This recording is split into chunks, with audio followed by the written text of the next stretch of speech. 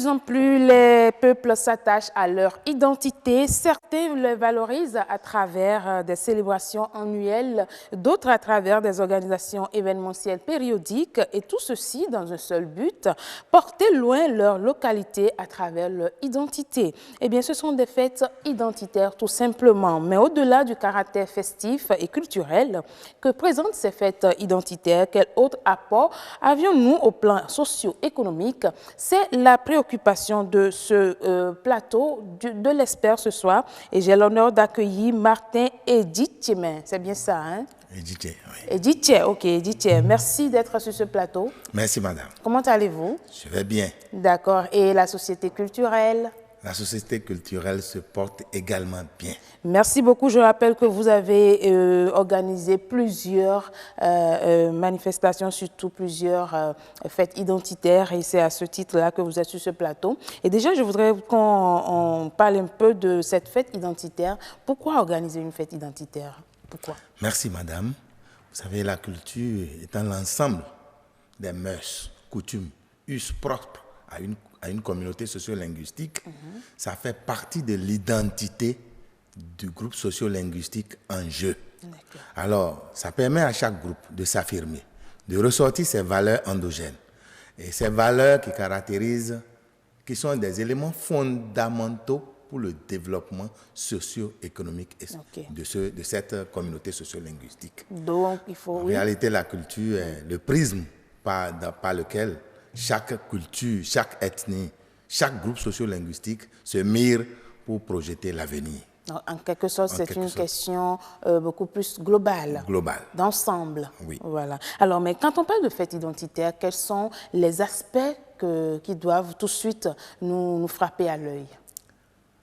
Vous savez, le peuple de l'eau a la culture de l'eau, le peuple des montagnes, ils ont la culture des montagnes. Ça veut dire, c'est l'art. L'art étant tout ce qui est beau, l'art culinaire, l'art vestimentaire, l'art de la sculpture. Si nous savons faire quelque chose, c'est ça que nous ressortons dans ce que nous voulons faire comme fête. Et nous ressortons nos valeurs, comment on danse, comment les femmes s'habillent, comment l'homme s'habille, qu'est-ce qui caractérise l'ethnie de ce milieu. Parce qu'en prenant les communautés socio-linguistiques du Bénin, il y a plusieurs parlers. Mais par région, vous voyez des traits caractéristiques identitaires à ces ethnies. Et c'est ça qui permet qu'ils ressortent au grand jour. Ça fait partie aussi des éléments pour travailler sur les arts et rythmes qui sont en déperdition. Il y a d'autres qui sont déjà qui subissent la pression vers la disparition. On essaie de les revitaliser pour permettre aux générations à venir d'en bénéficier.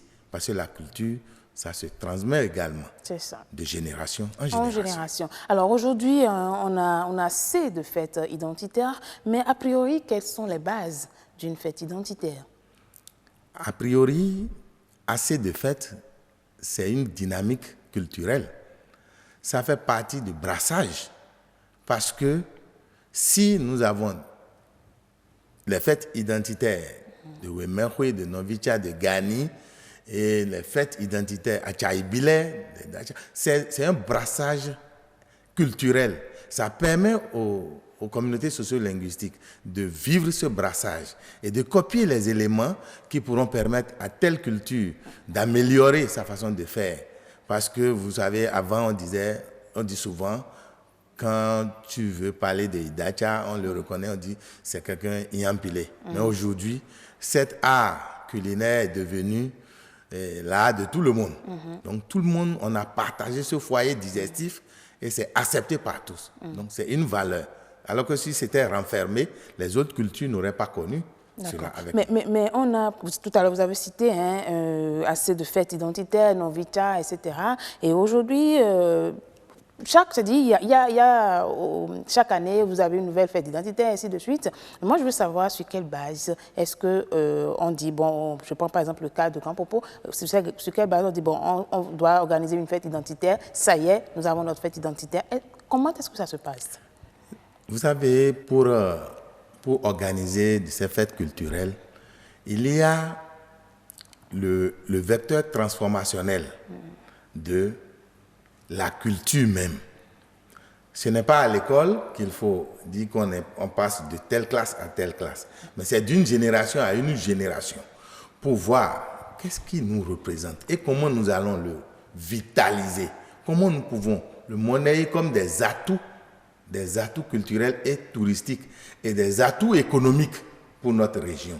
Voilà l'ensemble des valeurs pour lesquelles chaque communauté sociolinguistique se dit, si une communauté reste à la traîne, il subit la disparition de sa culture. Okay. Et là, ça devient un challenge pour tout le monde. Oui. Donc chaque année, si on entend Novi Tchai ici, si vous prenez par exemple Novi Tchai, ils seront déjà dans leur 100e anniversaire, alors que d'autres, ils ont copié un peu, ils ont commencé avec peut-être un retard, et de petit à petit, ils vont grandir aussi pour que leur culture se mette aussi sur la toile. D'accord. De toute façon, c'est une pratique aujourd'hui qui a gagné le territoire national et même le monde, pourquoi pas.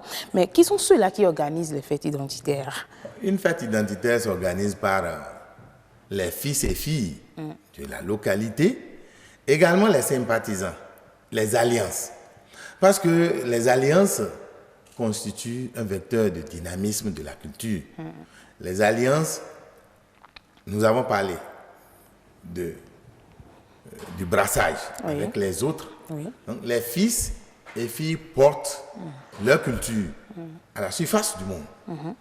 Et aujourd'hui, avec tout ce que le gouvernement développe dans le domaine du tourisme, c'est un atout pour les communautés socio-linguistiques de participer à la vie culturelle et cultuelle de notre pays à travers les fils et filles et les sympathisants. Parce qu'il y a des gens qui sont dans les Haïti et autres, ils veulent revenir à leurs sources. Il y a des gens qui recherchent leurs sources et on dit, vous êtes de telle localité, mais s'ils apprennent qu'il y a des fêtes identitaires qui permettent d'aller se ressourcer, c'est un bon... Donc tout le monde se met dans l'organisation.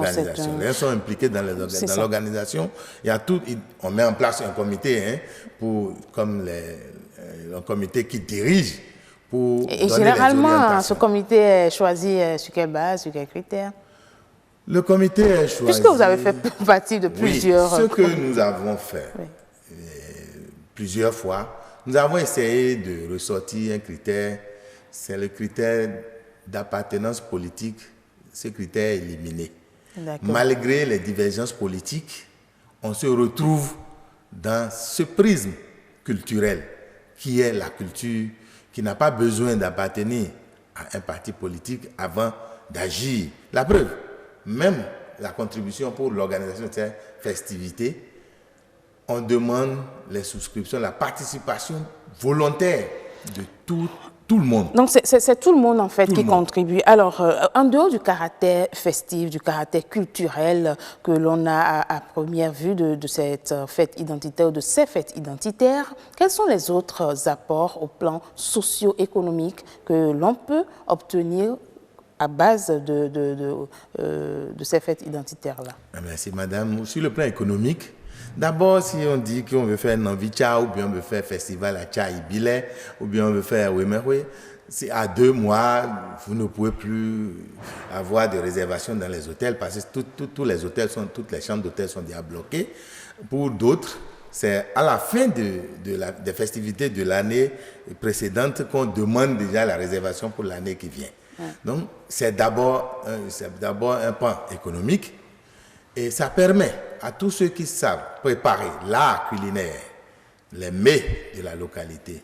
Si vous êtes peut-être à Idaja, là-bas, le tchakpalo, le chombo, et un peu tout ce que nous savons préparer, et la sauce vraiment de kaya, là. Si vous venez manger, vous mangez le fort de Dassa, madame, j'avoue que... Tellement vous parlez bien de ça. Vous n'aurez même plus envie de revenir. Non, j'ai même déjà envie de manger ça sur le plateau, mais bon, on va continuer d'abord. Votre chose là, on va essayer de voir ça. Donc, ça ajoute une valeur ajoutée à l'économie, ça booste l'économie de la localité. C'est ça. Et ça rend visible cette localité, on dit, ah, Mariwedo, on dit, ah, donc c'est la fête des maris, mais malgré ça, ce n'est pas fermé aux autres ethnies. Les autres ethnies sont les invités de marque et qui participent à cette fête et ça augmente. Sur le plan social, c'est un grand brassage. Ça déstresse la communauté et ça permet aux gens de revenir au rythme. On voit les rythmes qui sont en disparition là, quand on les ramène sur le tapis. Tu vois, les gens c'est-à-dire assez davantage. La diaspora se ressource et tout le monde, c'est la gaieté de fête. C'est ça, donc ça ramène les gens à la racine, tout simplement. Vous êtes de quelle ethnie déjà? Bon, je suis de Idacha. Ah, je comprends pourquoi vous maîtrisez les mets, etc. Mais je maîtrise aussi les mets, même si chez les... Et chez les Idacha, leur fête identitaire, c'est quand? La fête identitaire, c'est du 9 au 13 avril prochain. Hein, ce n'est pas encore. Oh, d'accord, je comprends. Ah, d'accord.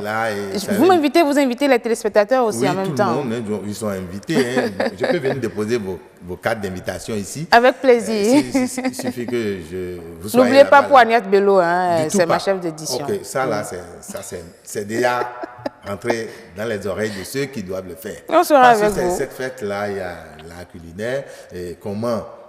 L'art vestimentaire, comment nos mamans. Oui, comment il faut s'habiller, quand on est de telle localité. Comment on prépare la sauce. Qu'est-ce qu'on fait pour que la cuisine, la maison soit vraiment tranquille.